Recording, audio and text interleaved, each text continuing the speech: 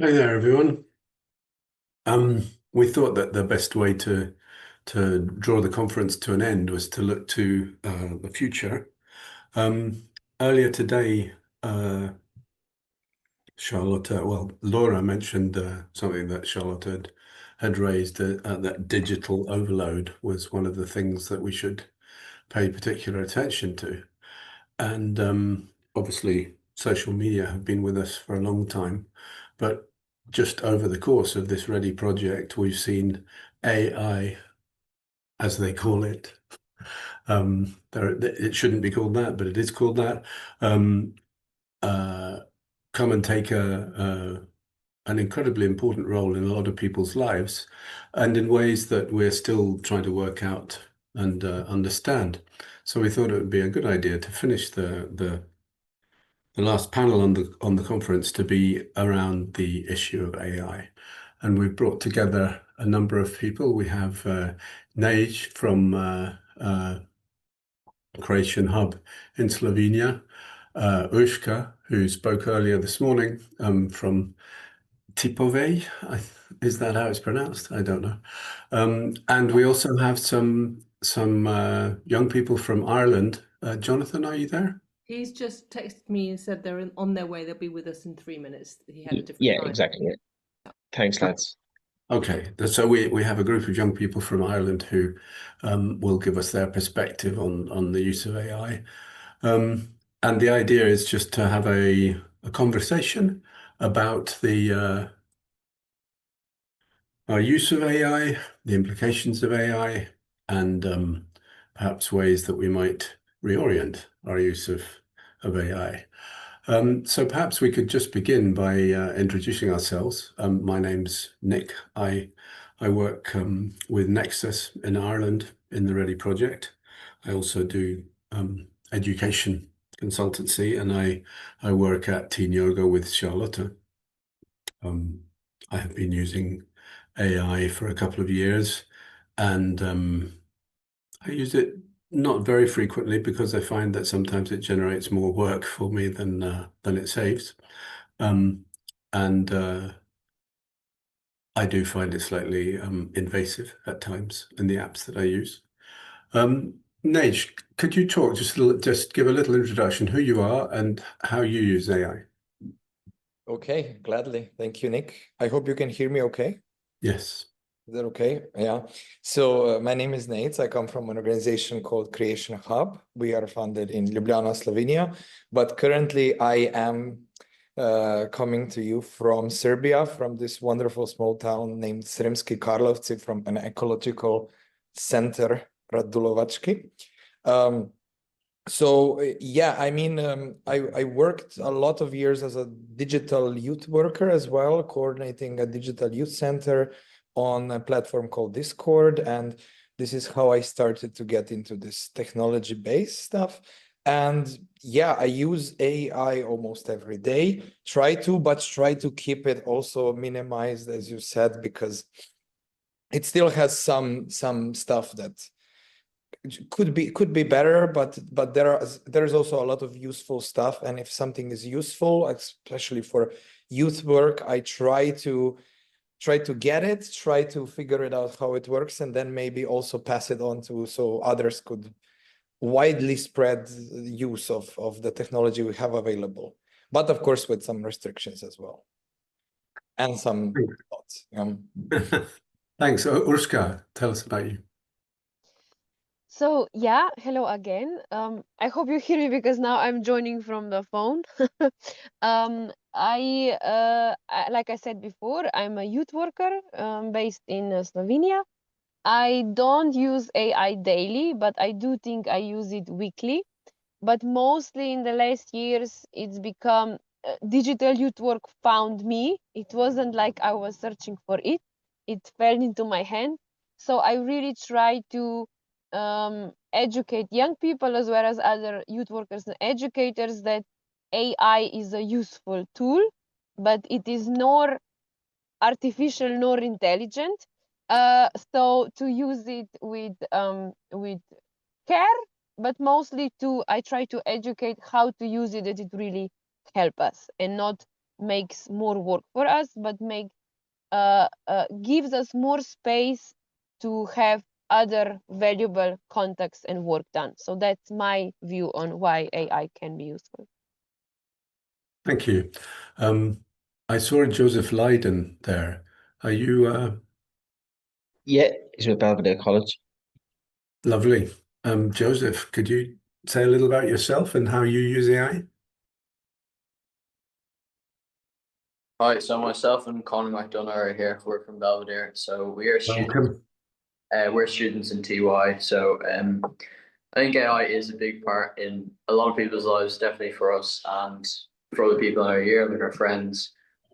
I think in general, it is something that, like, to put it into words, it's something that you'd find a lot in schoolwork, things like that. Not to say that you'd be using AI for every single piece of schoolwork you do, but it is growing to be a bigger part in everything you do. And it is a useful tool when you use it properly, you know, cross-checking your sources. Using it as a source for something like a research project is something I would find to be really useful sometimes, obviously, as long as you're putting things into your own words and using it efficiently and safely. Is the one thing I'd say. Great, thank you. Does Connor, is it Connor want to say anything? Yeah, sorry. So I'm here as well, sorry. Yeah, so my name's Conor McDonough. I'm in Belvedere College. And I think that AI can be quite a useful tool as well. You know, it's often misused and misrepresented to kind of greater society as to what it is. It was brought in essentially, and the same with the internet was brought in as a tool, as something that can help people. But unfortunately, it has been hindered because it's been misused. But I think if we can come up with a way to incorporate it into our education system and our work life, then we can use it for what its intended purpose of creation was, which was to bring us together rather than divide us. Okay, thank you. Are there other people from Belvedere there? Jonathan? There is, yeah, there's another Connor that should be in there. There's just the two of us, I think. I've got Connor and Joseph together. Yeah, no, but then there's another one. Another Connor. Both them Connors on the iPhone, are they? Yeah, I think that's my iPhone, but we're just using the one for sound. Okay. All right, brilliant. There is two other lads that might be on the call now. That just had to message me that they were.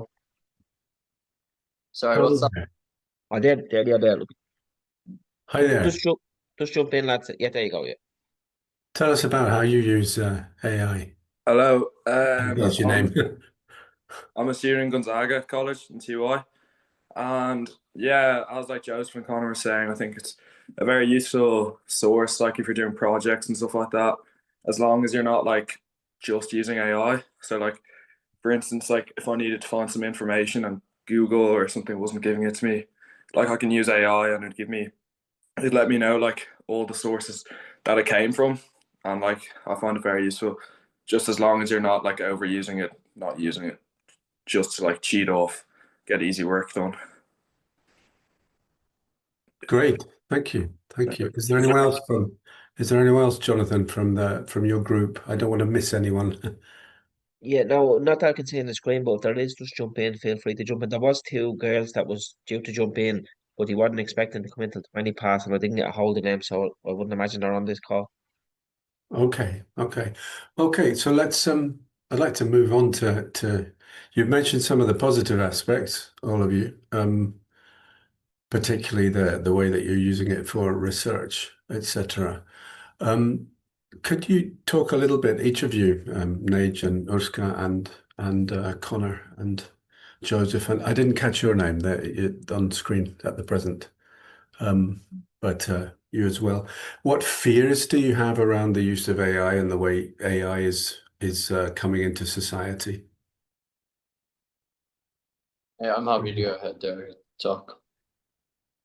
I think in general, one of the biggest or scariest aspects of AI is the generation. So like, I'm not sure if a lot of you know Sora AI, and the newest models just come out, and it's like incredibly advanced at generating images of basically anything, and it's almost, well, not almost impossible. Like if you knew what you're looking at, but if somebody showed you an AI image versus a real image, it would be difficult to tell because of how advanced it has become now, which I think is pretty terrifying, to be honest, because it is so easy to create any fake content and then just post it, spreading disinformation or misinformation, either or, really dangerous for society as a whole. And I think fake content or fake news can be really damaging to people's beliefs or ideologies, and it can spread division or hatred or anything along those lines. And it is something that definitely should be kept in mind, and something that we need to be aware of, like critical thinking skills. The ability to recognize the difference between AI content or real content is something I think everyone should be able to do to some extent, but currently, say, most people wouldn't be able to. So that is something that I think would be one of the biggest negative aspects of AI. Okay, thanks. Nage, what would you say about that? Yeah, I fully agree. Like, even some of my friends, they'd use AI just to make, like, I don't know, a funny image or something like that. But if it gets into like the wrong hands, like, can use to actually like harm people. And like, for instance, I've heard that some people like target older people in this generation to try like scam them. So like they could make like a fake image of, like, let's say their daughter, saying like, oh, I need €100, and then send it to that person, and then might fool them into money. So like, yeah, it just needs to be looked at to make sure it doesn't get into the wrong hands, because like it's just a dangerous thing these days. Thanks. Oscar, are you there still? Yes, you are. I can see you. Yes, I am. Well, I like what both of you said. I think what to add. I think not to lose. I think learning is a very valuable process, and I like I do a little introduction before I go into answering. I'm sorry, but in Slovene I have this challenge because in English language you have both words. You have studying and learning. So studying I associate with these tests and memorizing and so on, and learning I see as something very creative. But in Slovene we have only one word, just learning. But the point of that is that I think learning can be fun, you can be curious, it can be diverse, it can be happening in the sport field, it can be wherever. And my fear, just because this is my area, is that we rely too much on digital tools and AI, and we lose this process of basically discovering new things.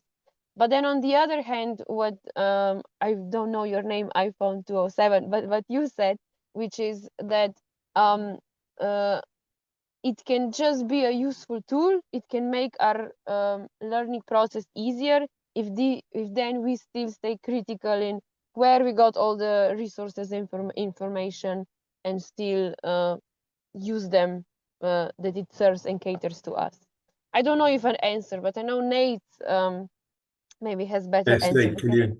He's my go-to when it's about new trends. Yeah. Thank you, Urška.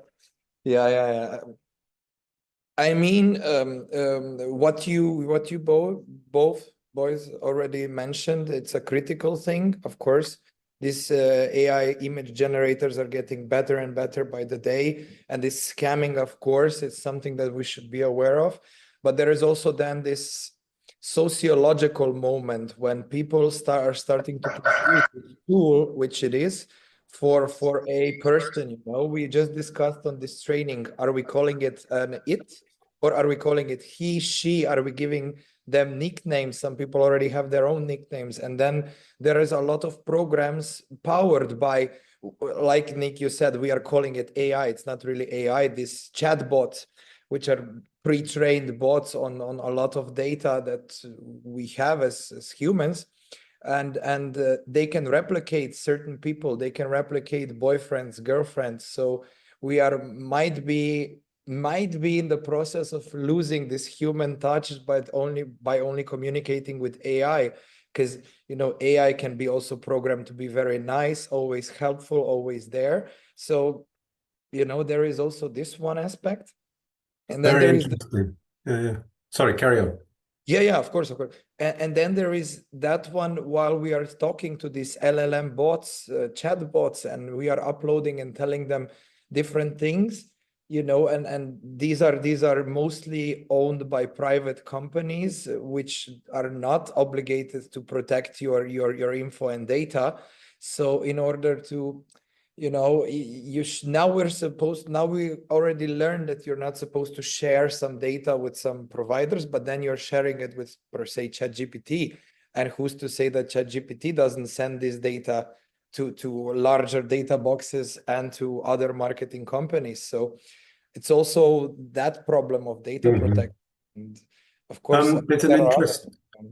There's an interesting piece of data that came out in a Nature article a few weeks ago, where they interviewed about 1,000 kids between 13 and 22 in the US, and found that 13% of them were using AI to treat their mental health issues. They were using AI as a therapist. There's also news of kids who have even been led to really drastic situations by talking to AI. On a lighter note, I know of a young girl who broke up with her boyfriend using AI. She got AI to write the "It's not me, it's you," or the other way around, message to send to her boyfriend. Nobody knows if the boyfriend used AI to reply or not. So the question I'd ask is, to what extent can AI play that kind of role? Is that something we should fear, or something that could be helpful in some situations? Perhaps we could start with the boys. Connor, what do you think about that?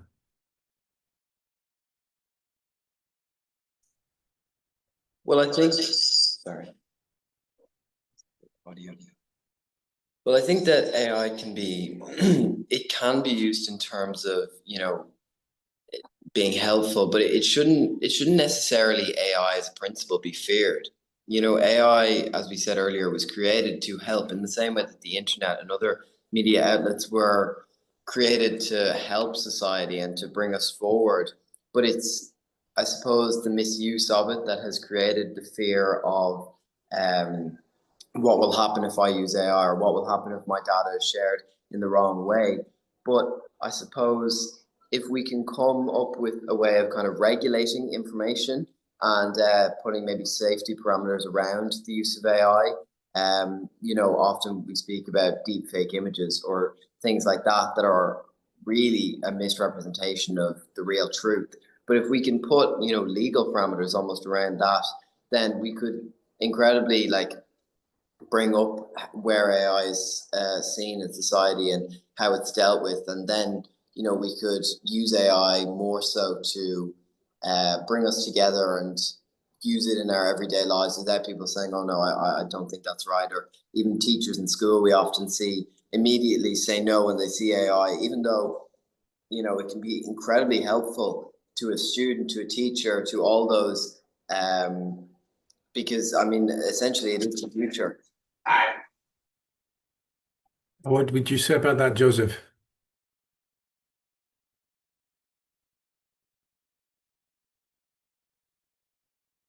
Maybe you're on mute. Sorry, iPhone 207. I didn't catch your name at the beginning either. What did you say about that? Nisha. But yeah, to touch on your point, Nick, I feel like we're kind of taking a step away from like human and emotional feelings, as you said, that someone broke up with their boyfriend in that way. I feel like it's not actually genuine, and you're just relying on a robot to write something, which is just a step back in humanity. And I was wondering, I'm not sure if it'd be possible, but if you were to get too emotional with your AI, that it just says like, "Oh, I'm not going to talk on this topic because it's too personal," or something like that. Because I feel like the more you rely on to like a screen, it's not good for anything, to be honest. Great. Urshka, what would you say to that? I would say that a lovely thing happened, which is that we have me and Nate, and then we have Joseph, Connor, and Nisha, but anyway, Nish. Yeah, thank you. So I think adults are more scared of AI than youth is. Also, adults are more scared of thinking it will take away our job or ruin the way how methods we use. I think young people are very intelligent, and know how to, like, all three of the boys said it's a tool, it makes your job easier, it makes it something makes something work faster, but also you all clearly know that there are limits and there are some danger and so on. So I think maybe sometimes when you talk about AI, it's more teachers and parents who are afraid of it. So again, I agree very much. It has to be regulated. So it's a policy issue, and it will not be solved by me or Nate. But we need to advocate this and talk about this. But also, I don't think we need to fear it, because, like I said, I think in the end of my presentation before, I think with AI is nothing new. It was present here for years and decades. We use it in farming, we use it in health system. It just now came to the masses. So that's why it's new, because everybody has it on its phone. But I think it will also bring back more human connection, because if everything can be fake and everything can be artificial, then we'll be looking for that in-person context and going back to the basic in a way. Nate, Completely agree. While there are some deviations, of course, as well, with some people getting lost before with the phones and with the internet. And of course, there is some stuff going to be happening with AI as well. But there is this good point that you mentioned, Nick, being like AI used as a talking companion, or even in some cases as a form of psychotherapy, which has one very big advantage, and of course one very big disadvantage, in my opinion, because we all know with this accessibility to mental health, especially for young people, and these long waiting lines for the public healthcare system to take care of that, if there is a cheaper alternative in AI, that might be good and it might be helpful for some people. But on the other hand, having you being assessed by a professional person is also very important in this process of your mental health. So yeah, I don't have the answer. Probably none of us do, but let's hope for the best. And yeah, there have been also some cases where AI helped with the wrong stuff. Maybe not even, of course, not even being aware that it did. So that's where maybe this critical thinking and regulations come in place. Yeah. Sorry. And here maybe we bring it back to the role of, yes, parents and us as educators, or whichever role you, or I'm sorry, I missed yesterday, so I don't know the introduction, which is to talk about it. So yes, what are the benefits, but also what are the dangers? What are we sending out in the clouds and whatever? So I don't see the chat. I'm sorry, there was some comments. I think, of course, regulation is very, very important. But again, we can play a crucial role as parents, as educators, in talking about these topics with young people. So AI can be, I think during COVID times, it was one of the most used custom chatbot was adolescent psychologists. It was also due to the fact that we were locked in our houses, in our rooms, and we could not get to the professionals. But now, if we see the signs, how the behavior change, what some young people are talking about, we can also step in. So that the AI chatbot about being is not the only one that this young person is talking to. So for sure, regulation, but also, I think, talking about it. I'm interested in this issue of parents and generational differences. Connor, Joseph, and Nisha, do you see your parents using AI as much as you do? Less, more? Are they more concerned about it?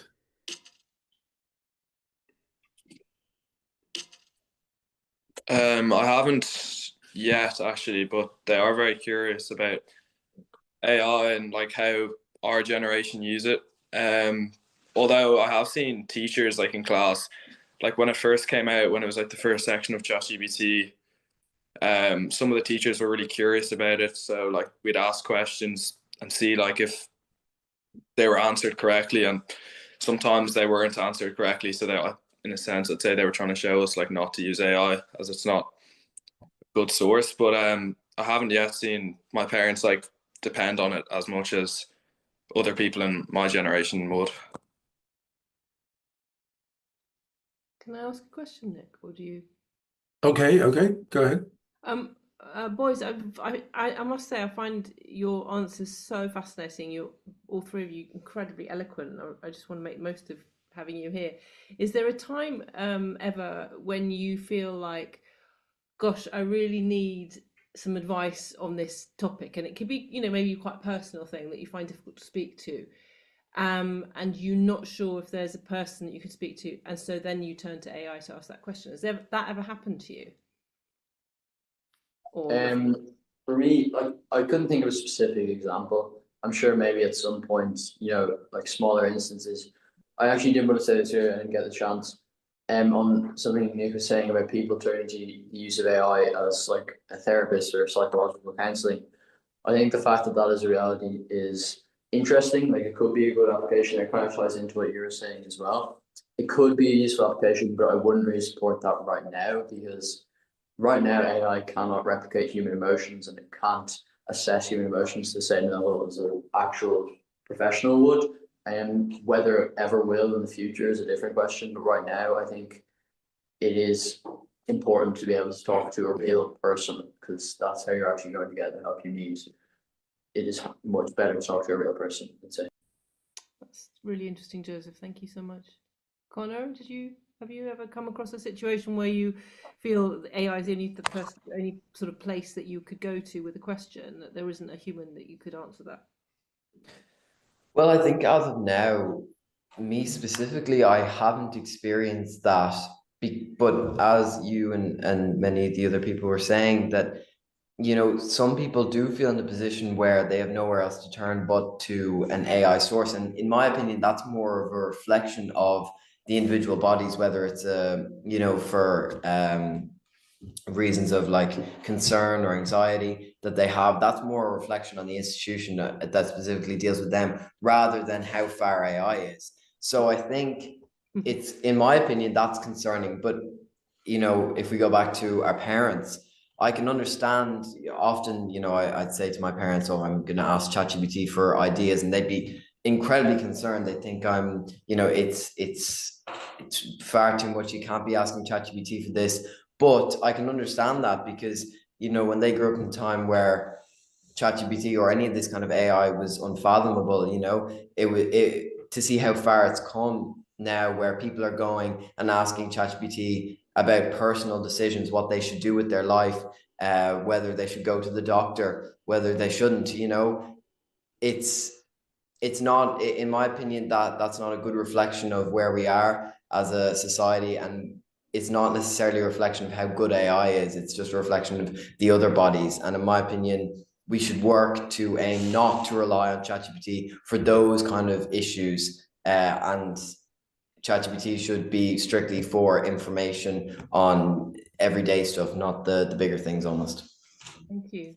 Nisha, did you want to say anything about that? Yeah, in my case, I haven't ever had to get too personal with ChatGPT, as I'm still kind of skeptical on what it really is.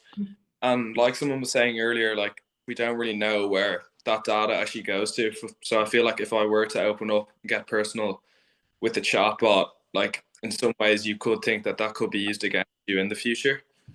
So in that sense, I am a bit like, I don't really know what it is, and I feel like we should be going to the people you trust and you know.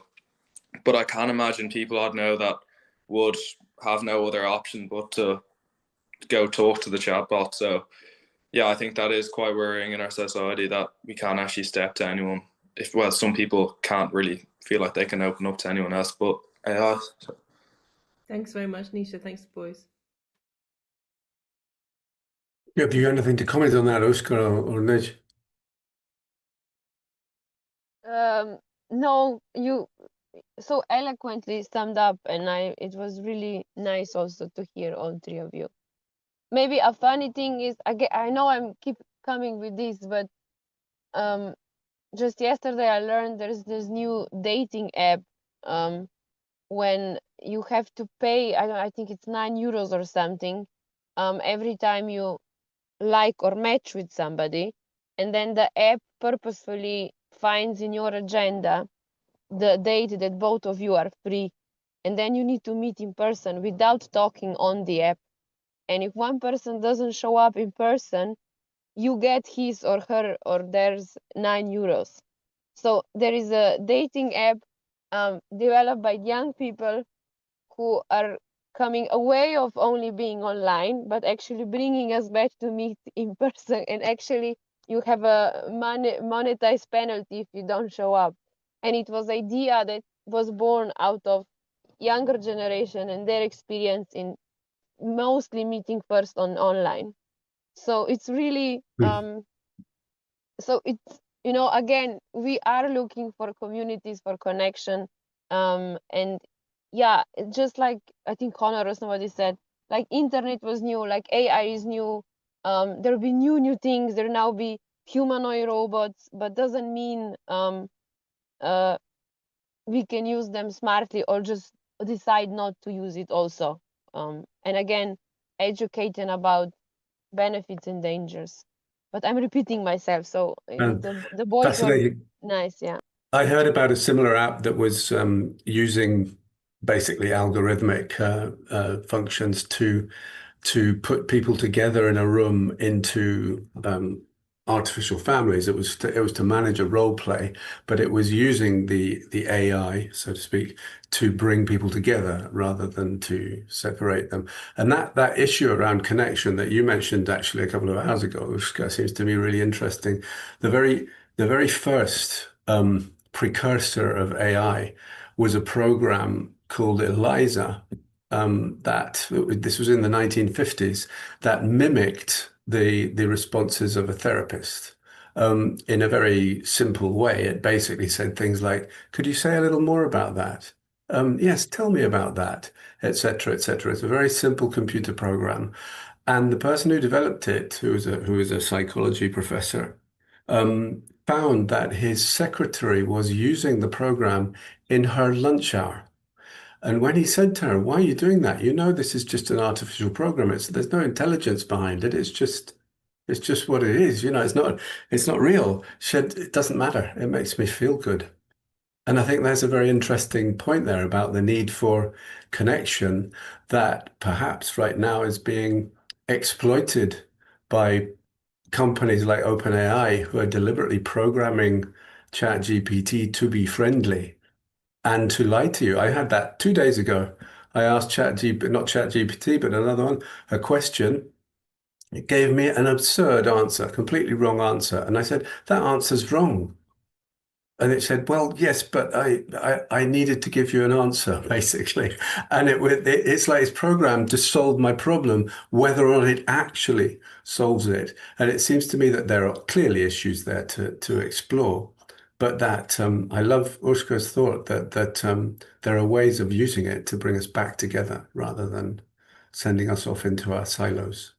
I don't know if we've got any more time. Sorry, Nick, Paul. you Yeah, mind if I ask a quick one to the lads and to Ursula go there? ahead.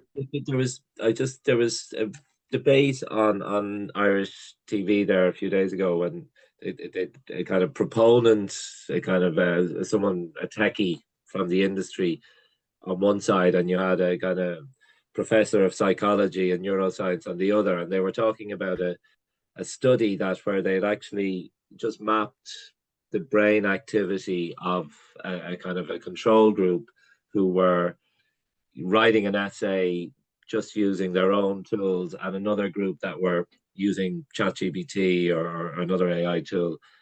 And in producing the essays, the group that were using the ChatGPT or using AI, their brain activity was 50% less than those that were doing it, probably still using Google, using their own like whatever online tools. But the study showed basically that the brain activity that is about creativity, about trying to come up with new ideas, trying to actually get into your memory, all of the stuff that needs to happen in that elastic mess that we were talking about yesterday for it to develop. It's only 50% happening when compared to control. That was a small enough control group, but is that something that you would think about with the lads at transition year age? The idea that potentially now it's because it's not cheating now at this stage if you're using ChatGPT to help you find answers to kind of write, but the idea that you're not pushing yourself, or the idea that you're not going to be coming up with as creative a response in that essay, in that project, and is that something that does that register, or is it a case of going, right, well, this is the best way to get the most marks, the most information, I can use it, I can still tweak it and make it look my own, but does that concern arise? Because I know that the neuroscientists and the professors of psychology were saying they were extremely worried about this aspect. But sorry, long-winded question. But does that register, that idea that the creativity is kind of being taken away from you? Yeah, Joseph had an answer to that. Yeah, I think. Sorry. I think I'd say that. I did mention this a bit earlier, like the fact that AI is being used in school or the workplace to, do projects, whatever, gather sources, gather information. That is something that generally would be considered, or years ago, it would be considered cheating on a project or using AI for any purpose like that. But that has changed now. We've adapted to it's now being used for many purposes. I think the best use is probably, or the most common use would be gathering information or gathering sources for projects, something like that. And while I think that the fact that there is evidence to show that doing that leads to less brain activity and less learning in the process for whatever you're doing, yes, that's a consideration. But I think overall, it is kind of the world that we're living in. Like, regardless of the impact that it has on us, people are going to be using AI no matter what to do things like that. So if you want to be able to stay competitive or stay on top of your work, things like that, because as such, the workload of things you're doing will increase, things like that. So I think that, as daunting as it sounds, there's not a lot we can do at this point, and it's kind of we're already at the point of, not, I wouldn't say we're at a point of no return, but we're at a point where that is the reality, and that kind of just has to be. We sometimes will have to live with that because it is where we are right now. Thanks a million, Joseph. I don't know if Sarah is one of yours, Jonathan, who's just come in. Yeah, there's two girls there, sorry. Hi, Sarah. Hi, my name's not actually Sarah. I don't know how to change that. Sorry. Oh, don't worry. I just wanted Nick to know that there was another young person with us. Sorry, I'm late. Your audio is not on. You're so welcome. Shall we hear from Sarah then, as you've come? Sarah or not Sarah? Tell us about your use of AI and what you feel about AI. And your name.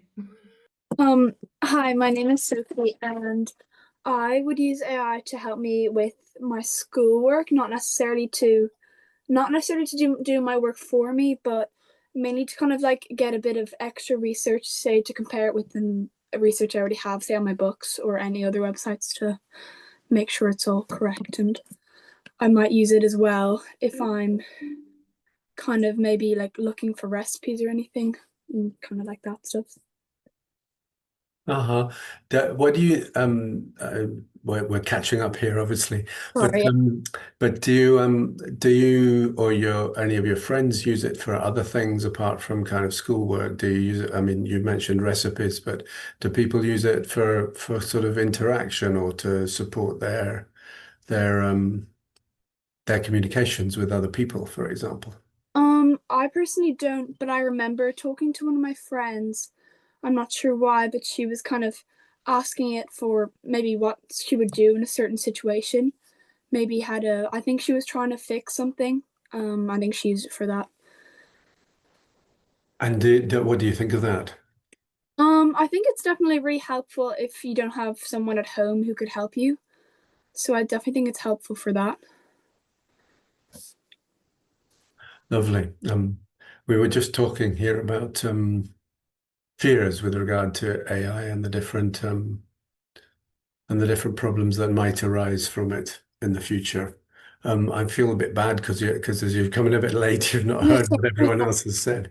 But do you have any fears around the way AI is coming into society and people's lives?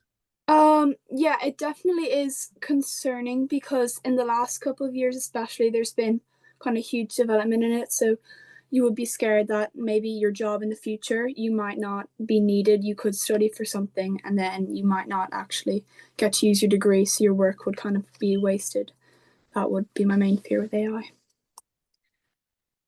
Do the boys, do you share that fear? Misha, Joseph, Connor? Yeah.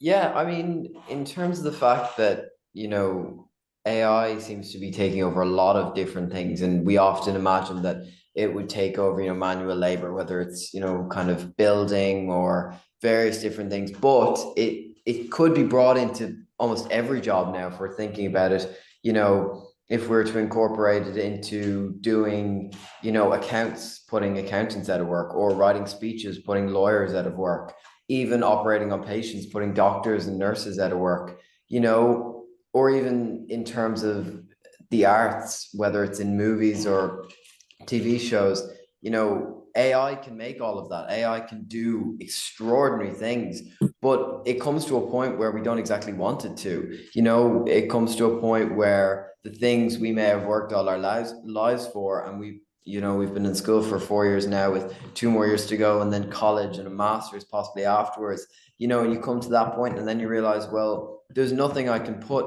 my hard work into. And I suppose that is a fear that a lot of us would have, that in a few years, AI will almost have taken over certain things and there won't be much for us to contribute.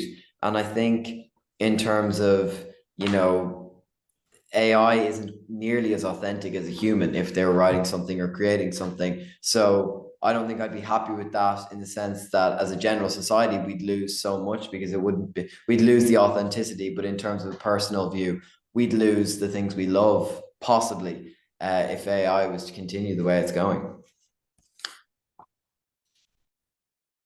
Do you see that, Nage, as well? Yeah, Your names are very similar, but go ahead. I'd fully agree with Connor on that point, and I think it's important that, like, we can see that AI can, like, if we don't take action now and control it, that in a few years' time it'll take over nearly every single job. So, like, even our teachers were talking about it in class the other day, that, like, as a joke, just saying to start thinking about stuff that AI won't fully take over. So yeah, I think it's really important to look at that and make sure that AI doesn't get too out of hand. How would you respond to that, Nage? I mean, to a certain degree, I can agree, but and also, yes, you might be right on technology moving very fast, and we, as maybe a species, are not capable of dealing with these changes that are happening this rapidly. But on the other hand, it's still, I think, the technology controlled by humans, but depending on who is then in control, of course. And these technologies have been around forever.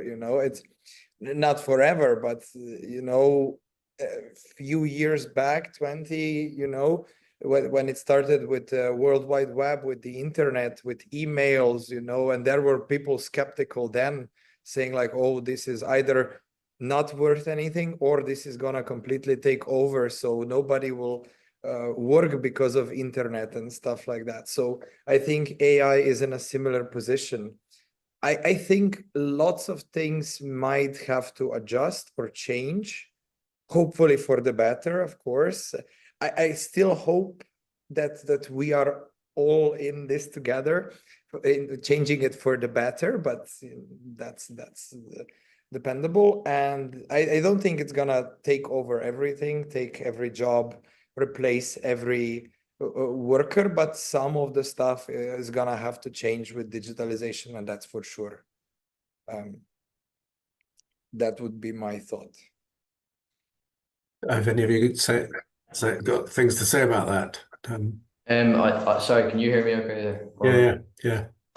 Yeah, sorry, it's going from yeah, anyway. So I think on the topic of like it taking jobs is definitely something a lot of people would fear. Like it's the number one thing that comes to mind when you consider the advancement of AI in the future. But I don't know if it's as big a fear, if it should be as big a fear as it is, because obviously it will take a lot of jobs, like clerical jobs, things like that, things that are very easily automated. But I think you have to consider that it might also create new jobs, something that a lot of people forget, like who's actually going to be monitoring and running these AI systems, administration.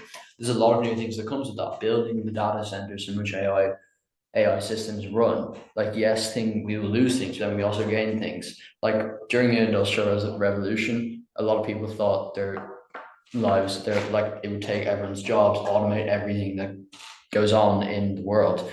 Obviously, that did happen, but then it created loads of new jobs and it kind of eradicated that fear that people had. So yes, I think it is valid to be fearful of AI in terms of people's jobs to some extent, but you can't forget that it can also create new jobs. Sarah? Not Sarah? Excuse me. Yeah, sorry, hold on. Sorry, I just have a sore throat. But yeah, that's definitely true. And I know that I've spoken to a lot of people and they've just said that they've been using AI as a tool to kind of help them in their work. So there's definitely not fully like it's not only that AI is taking our jobs, there's a bit of both in there. And I agree that there also new jobs could be created there. Lovely. Well, it's right back to Socrates. Socrates didn't like writing. He said it would cause the breakdown of society because people wouldn't be able to remember things anymore. And well, look at that. I think there's always a need to deal with the change, and I think that what we have with Ready is something that gives people tools to address the circumstances that come to them and deal with them. Step back from the situation, step back from the stress, find calm and the resilience to address what is happening.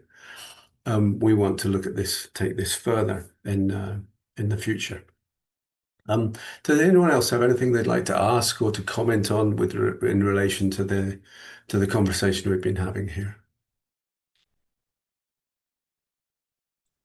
One other one, Nick. Sorry, and again, just to see if the lads had looked at it or considered just the fact that these large language models are built by people, so they're like effectively the biases are built in, they're inherent in, and so if, for example, you look at when AI has been used in HR to review CVs, it is typically, if, for example, in America, they've found that a lot of the analysis, if you have on your CV that you play basketball, it's not going to be looked on as favorably as if you play golf. Like some of these inherent biases that are race-based, class-based, are baked into how the technology evolves. And tech, I mean, if they're owned by billionaires in Silicon Valley, they're going to reflect their value systems as well. So is that something that idea of how is this seen as just objective science evolving, or is it seen as this is a reflection of whatever you want to call it, a late capitalist society that's got all that's showing different ways in which wealth is being kind of, or is that just some old woke nonsense that us old people are talking about? Is that okay, lads? Just whether there's anything more cynical or more there's more in AI that's something that you might have to kind of concern about or see concern about. Yeah, sorry, if I were to say something that I think the biases would be like really concerning in AI, as you're saying, like the people making these AI models, wherever they come from. Now, first off, you have to consider that they are coming from likely higher class backgrounds, which is going to inherently create biases in what the AI systems do. But even regardless of where they're being made, all humans have biases, no matter what. no human is completely subjective in their views. So I think that as a result of that, every single AI model is also going to have biases to some extent. But I think that while that is an issue, it shouldn't be something that makes us kind of consider AI to be a bad thing necessarily, because it can be prevented, I think, with the proper oversight mechanisms and things like that. You are able to monitor and prevent biases within AI, but also when you have something that can save lives, improve lives for the better, be an incredible learning tool for loads of people, to turn that down in the face of a likely preventable issue, I don't think is necessarily right. So I do believe that while biases are an issue, they can be overcome, and it is still worth it to have all the benefits that AI can bring. I think it was time to wrap up there, Nick, isn't it? What a wonderful time. We're coming to the end of our time. Thank you all for coming in and sharing your views about AI. And thank you, Jonathan, as well. And thank you, Nej. Erska has had to carry on her journey. She was joining from her car, but thank you to her as well. And I hope the rest of your training goes well, Nej. And thanks for coming.